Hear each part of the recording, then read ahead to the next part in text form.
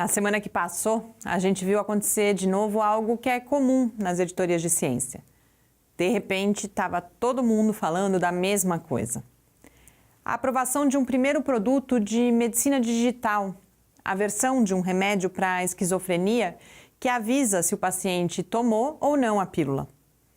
Nessa edição de Mídia e Ciência, eu, Mariana Pezzo, falo desse anúncio e questiono se ele merecia mesmo tanta atenção, tratando também de bioética e de conflito de interesses entre público e privado.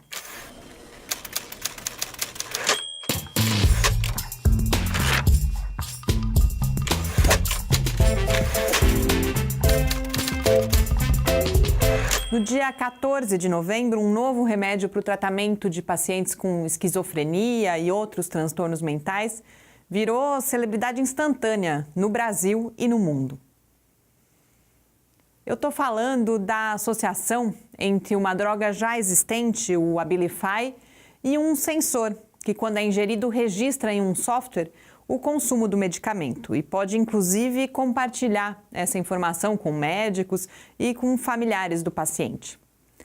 A formulação, que foi chamada de Abilify MySight, pode ser útil para, por exemplo, aumentar o compromisso dos pacientes com o uso correto da medicação ou para permitir que os profissionais da saúde, os familiares, intervenham no caso de pacientes que tenham alguma dificuldade para cuidar da sua própria saúde.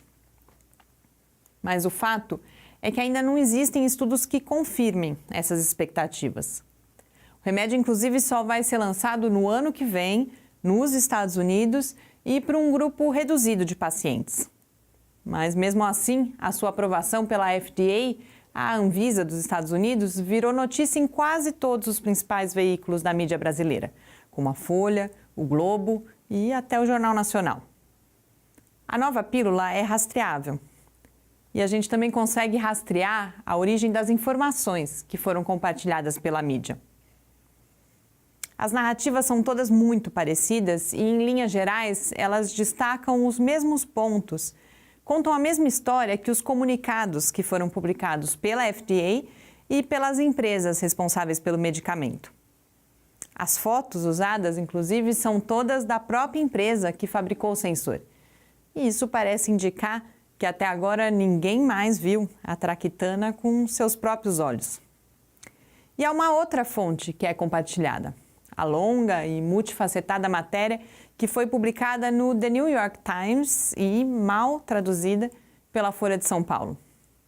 É essa matéria que introduz toda uma discussão sobre bioética que depois é, felizmente, reproduzida nos outros veículos, inclusive com a mesma fonte, professor Paul Applebaum, da Universidade de Colômbia. Por tudo isso, a minha impressão da cobertura foi de um trabalho um tanto preguiçoso.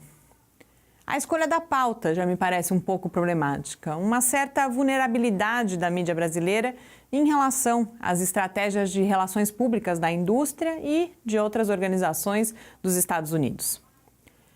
O tema pode até ter a sua importância, mas será que ela é suficiente para tanto alarde? Não são poucos os produtos em desenvolvimento que aliam as pesquisas em saúde às tecnologias digitais. Esses avanços são, sem dúvida, desejáveis e possível motivo de celebração. Mas também são necessários alguns cuidados, e parte desses cuidados está justamente relacionada à bioética.